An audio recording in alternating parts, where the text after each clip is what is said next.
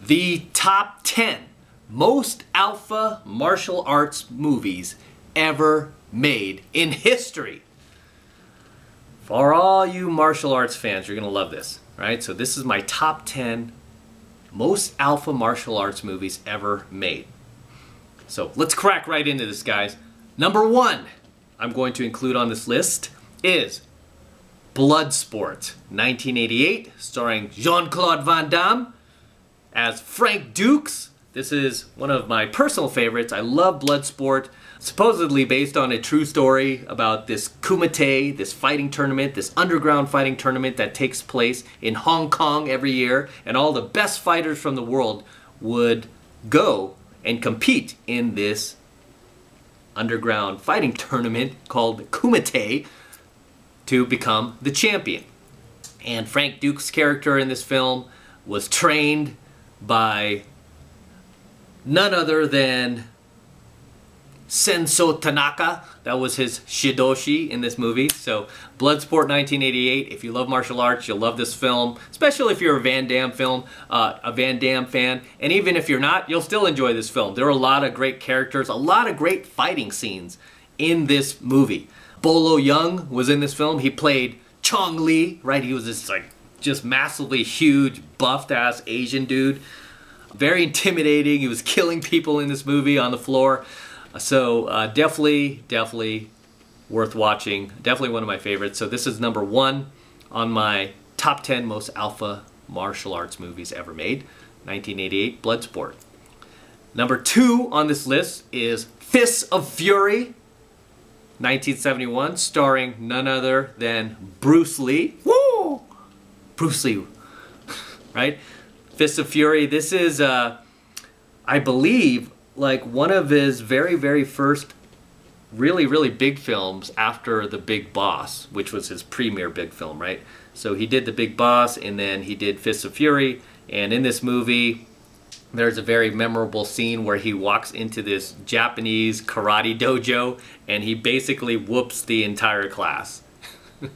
Right? You could probably find this clip on YouTube. He just basically walks in his dojo, there's like a couple of dozen students in there, karate students, and I guess they were trying to showcase like karate versus kung fu, but either way, he goes in there and he whoops everyone's ass. He whoops out his all too famous nunchucks. I believe this was the very first film where he really whooped out the nunchucks, and he became famous for having these nunchucks. You still see many posters and many memes to this day with Bruce Lee and the nunchucks. Came from Fists of Fury, 1971. So that's number 2 on my most alpha martial arts movies ever made. Number 3 on this list, another Bruce Lee film, Way of the Dragon, 1972. This was a film that starred Chuck Norris, right? You guys remember the scene where he was fighting Chuck Norris and he actually grabbed the hair from his chest and just pulled it out, and he's like, it was like a really like, oh, like you really felt it when you saw that. He was like, oh my god. Yeah, I can imagine what that's like. But he fought Chuck Norris in this movie, and it is a very entertaining film. And believe it or not, him and Chuck Norris were actually friends at the time, and Chuck Norris was his one of his students. So apparently he asked Chuck, and was like, hey, you want to be in my film? He's like, yeah, I'll play the bad guy. And at the end of the movie, I'm gonna kick your ass. Right? So number 3 is Way of the Dragon, 1972, starring Bruce Lee and Chuck Norris. Number 4 on my list of most alpha movies ever made, most alpha martial arts movies ever made. Number 4 on my top 10 list is a movie called Best of the Best, 1989, starring Eric Roberts, James Earl Jones. He was kind of like the instructor in this film. But Best of the Best is a movie about a bunch of elite martial artists basically going to compete in Korea against Korea's top martial artists, and also Philip Ree, who is a very skilled martial artist. I believe he does Taekwondo, was featured in this film, and he ended up taking over the Best of the Best series and the sequels. He ended up becoming the star of this movie, I guess because Eric Roberts just dropped out. Eric Roberts was a pretty big star at the time, so he's like, I don't need to do the sequels to this. I don't even know why I'm in this movie. Right? So Philip Ree, who was just basically a martial artist, saw his opportunity to become the next like Van Damme or Steven Seagal. It's like, yeah, I'll take over the Best of the Best series. But I can't speak too much about the sequels. They were okay, but the original one was the best one. It was the best of the best, no pun. 1989, starring Eric Roberts and Philip Rhee and James Earl Jones. Number 5 on my top 10 most alpha martial arts movies ever made is, I have to put this on the list, Kickboxer, 1989, Jean-Claude Van Damme. Basically, he plays the role of this American kickboxer who goes to Thailand with his brother, who was the champion at the time, and basically his brother fights Tong Po. Remember his movie? Tong Po was pretty intimidating, right? He was crippling guys. So basically his brother, who's the American kickboxing champion, fights Tong Po in Thailand, not realizing how dangerous it is to fight there, and Tong Po basically paralyzes him. And now Jean-Claude Van Damme has to step up, and he has to start training with this master who, of course, like lives out way in the sticks, right? Why do these kickboxing masters always live in the sticks? But they always live like, he lives like way out in the sticks, in the middle of nowhere, and he has to go train with him. There's some great training scenes in this film that I love, where Jean-Claude Van Damme is training, he's getting better, he's getting stronger, he's becoming more mentally focused, and he's just becoming like this supreme martial artist. So Kickboxer, 1989, that makes number 5 on my top 10 most alpha martial arts movies ever made. Number 6 I'm going to include on this list is a movie you may not be familiar with, but it is one of my personal favorites, and it's a very entertaining movie. It's called Enter the Ninja, 1981, starring Franco Nero and Sho Kosugi. Sho Kosugi was a very, very famous martial artist back in the day, and he appeared in a number of these martial arts movies and ninja movies, which I'm going to mention another one in a second here. But Enter the Ninja, 1981. This took place in the Philippines. Franco Nero's character was supposedly like the good ninja, and then Sho Kosugi played the bad ninja. But this was a very entertaining film, especially if you like ninja stuff. I mean, even if you don't, I think you'll be entertained by this. A lot of great martial arts scenes, a lot of great weaponry scenes too.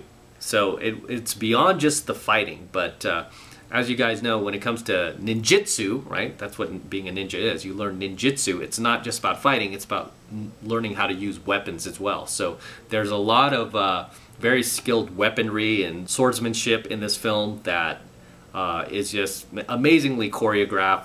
A great film, very fun to watch, and like I said, very entertaining. Great popcorn flick. Definitely watch Enter the Ninja. That makes number 6 on my top 10 most alpha martial arts movies ever made. Okay, number 7 on this list. Speaking of ninja movies, I'm going to include another one. It was another very underrated movie starring Sho Kosugi, speaking of which, but he returns as, oddly, right, he returns as the good guy in this movie, and the name of the movie was called Revenge of the Ninja. So this was a sequel to Enter the Ninja, which is kind of strange. It was a sequel to Enter the Ninja, 1981. This movie, Revenge of the Ninja, was released in 1983, 2 years after. And it's a sequel, but Sho Kosugi's character somehow comes back to life and is now the good guy. Okay, so it's kind of odd. He's now the good guy in this film, and he has a son, and they travel from Japan to the United States, Los Angeles in particular, and now he's trying to basically wipe out this very, very bad ninja. So now he's a good ninja trying to wipe out the bad ninja, who's now played by an American. In the first movie, which was called Enter the Ninja, it was like an American who was the good guy, the good ninja, and then he was the bad guy, bad ninja, and then in the sequel, he becomes the good ninja, and the American becomes the bad ninja. Either way, very entertaining film. I enjoyed this film a lot.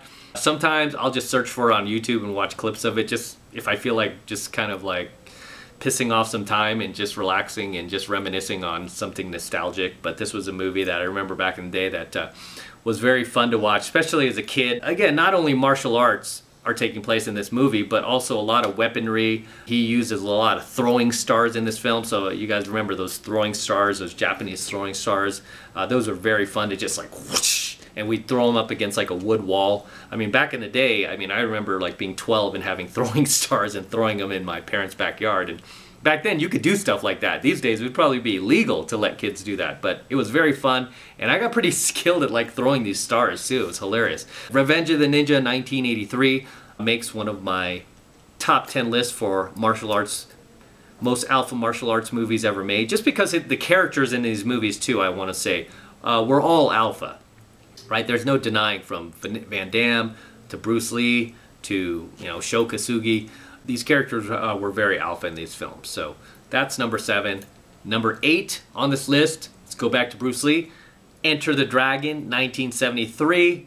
And this was actually starring a very young Bolo Yeung, and it's weird because he was actually pretty much the same size he was like 15 years later in Bloodsport. So Enter the Dragon 1973 with Bruce Lee and a very young Bolo Yeung. Unfortunately, this movie was released after Bruce Lee's death. So Bruce Lee passed away in 1973, and then this movie Enter the Dragon was released after that. And then there was even another one that he didn't even complete filming on that they released 5 years later with Kareem Abdul-Jabbar called Game of Death, right? I should probably include that on this list, but I prefer Enter the Dragon 1973 because this was kind of like the last completed film that Bruce Lee had finished.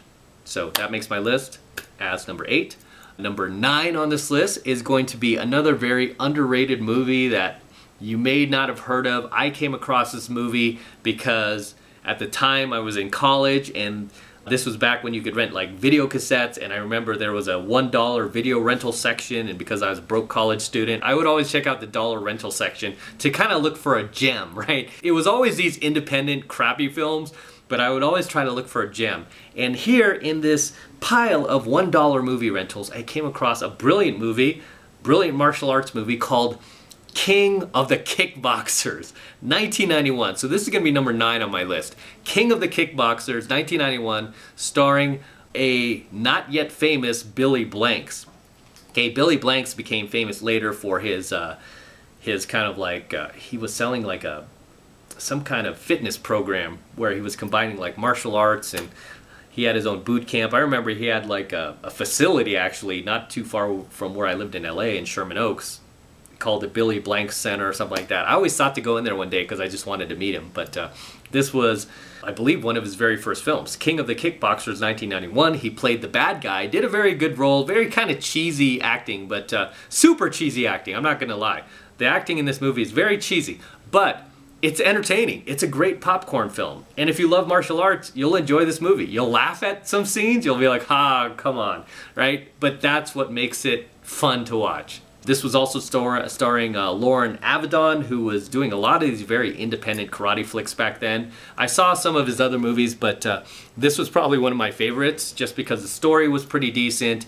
For the amount of money they had to shoot this on, it was pretty well shot. I mean, it beats most movies today. I mean, I would rather watch King of the Kickboxers, you know, for $1 than most of these like big-time Hollywood action martial arts movies today and pay 20 bucks a ticket that are just loaded with feminism and Mary Sue characters and, you know, 4'8", 100-pound females kicking the asses of like 6'5", 250-pound dudes. I don't want to see that shit. I'd rather pay $1 and watch King of the Kickboxers, 1991. That makes number 9 on my list. And number 10 on my list, probably gonna laugh, but number 10 on my most alpha martial arts movies ever made list. I'm just gonna include this on the list for shits and giggles, but number 10 on this list is a movie called No Retreat, No Surrender from 1985. This was actually the first appearance that Jean-Claude Van Damme made in a movie, as far as I know. He played the bad guy, the Russian, right? That's what they called him in the movie. I think that was the name of his character in the movie, was the Russian. He didn't even, oh, Ivan. His name was Ivan. Ivan. They basically referred to him as the Russian. And this was during a time when obviously relations between the US and Russia were very, very tense. Like each side kept threatening nuclear war. I remember that. And this year, actually, 1985, that's when Rocky IV came out. And who was Rocky IV? Who was he fighting? Who was Rocky fighting in Rocky IV? Ivan Drago, right? He was fighting a Russian, right? Played by Dolph Lundgren, who was actually Swedish. No Retreat, No Surrender, another one of my favorite martial arts films that I'm just going to include on this list. You could debate whether it's alpha or not. It's just a fun movie, and I just want to include it on this list because it's enjoyable. You know, is it cheesy? Absolutely. Super cheesy, right? You'll go, what the hell? Why does he include this movie on the list, man? It's cringy. It's cringy. Cringy! Right? But you'll be like, hey, this movie's kind of fun to watch. Somebody give me some popcorn. I want to watch this movie. Right? So, very, very cool movie. That wraps up my top 10 most alpha martial arts movies ever made. And obviously, you could debate me on a couple of these. I know you will. So go ahead and drop those debate comments below. Let me know which ones are your favorites, which ones that you feel should make this list, which ones that you feel are worthy of making this list. I mean, and there are just so many martial arts movies out there. It comes down to personal preference. So these were my personal preferences as far as like my top 10 lists. Let me know what your lists would be. Let me know of any martial arts movies that you found entertaining, that you like, or even that are just dumb that are entertaining. Feel free to drop them below. I mean, and really, some of the dumbest movies tend to be like the most entertaining. You know, it's like they're just trying to get the movie made. They have like such a small budget to do this on that you just have to, you know, you just have to congratulate them at some point. Go, actually, this movie's not that bad.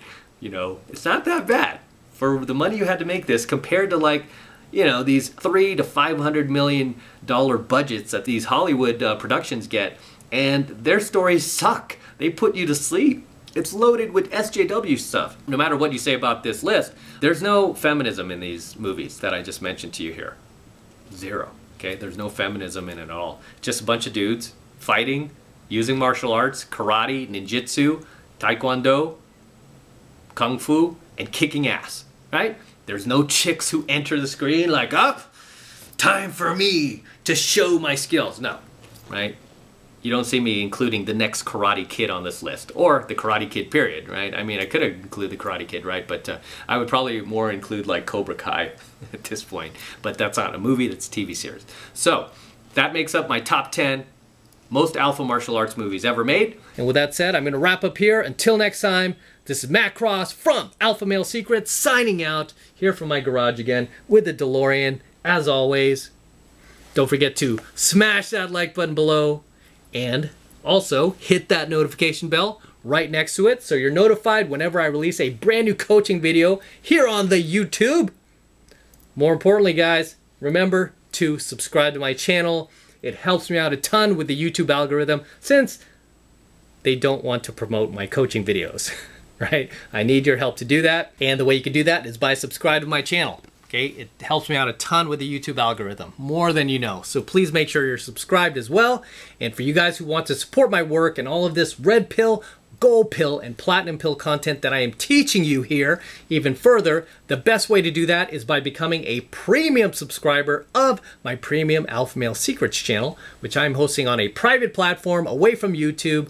And the reason I'm doing that is to protect my content from YouTube in the event that they try to shut me down one day, which they might, but even in the event that they do, all of my premium AlphaMale coaching lessons will be protected and they will still be up, available for viewing 24 hours a day, 7 days a week, 365 days a year, because we're on this private platform that I am paying to be on, right? And right now it's only $1 for the entire first month of premium AlphaMaleSecrets coaching lessons from me that you will not find on this channel. So take advantage of it. Okay, it's only $1, and all you need to do is click that link below in my description box. It will take you over to my website where you can get signed up right now. It just takes 2 seconds, so do that now, and I will see you in my next coaching video.